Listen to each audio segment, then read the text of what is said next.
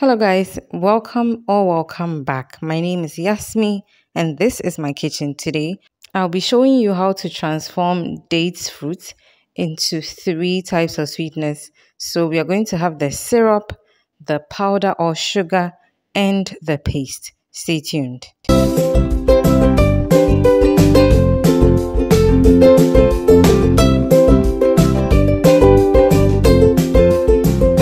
So I have my dates here in a bowl. I have washed it nicely. I'm going to go in with some hot water. So this dates has the seeds.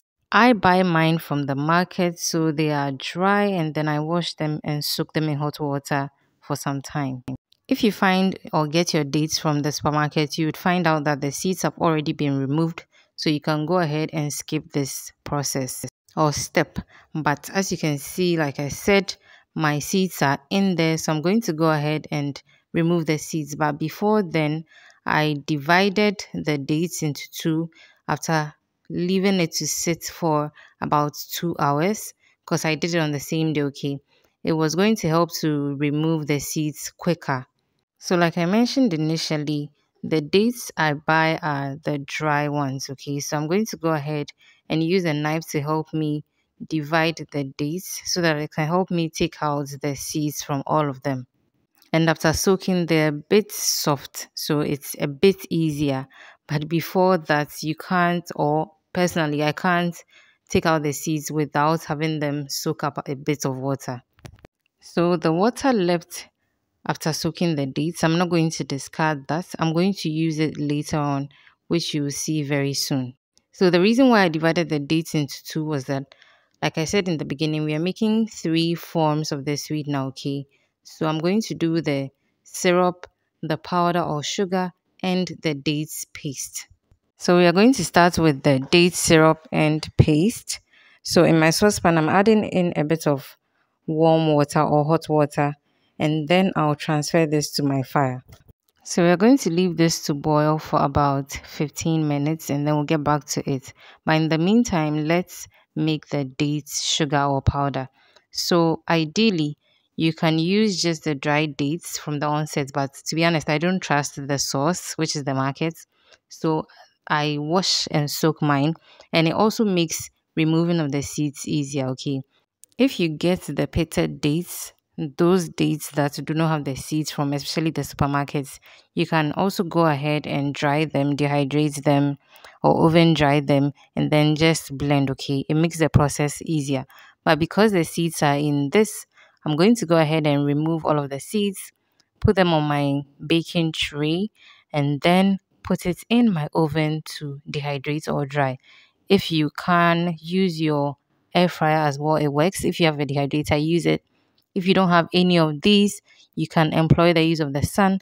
But once it gets out, make sure that you are covering it with a net or something so that, or especially in Africa, flies would not get to the food you're going to consume. Okay, that's the date. So mine is ready for the oven.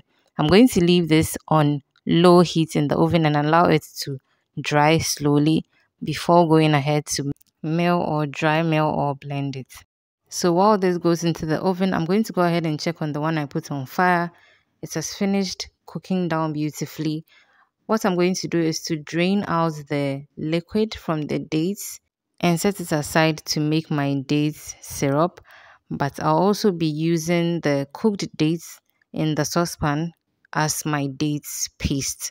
So you see, it's a 2-in-1 recipe, very simple. Unfortunately, I lost some of the clips, but what you're going to do is to go ahead and cook down the liquid from the dates again for about 15 minutes, and then that will give you your date syrup, okay? And then for the paste, simply blend the cooked dates and that's it, okay? It's that simple. You have your dates sugar or dates powder, dates paste, and dates syrup.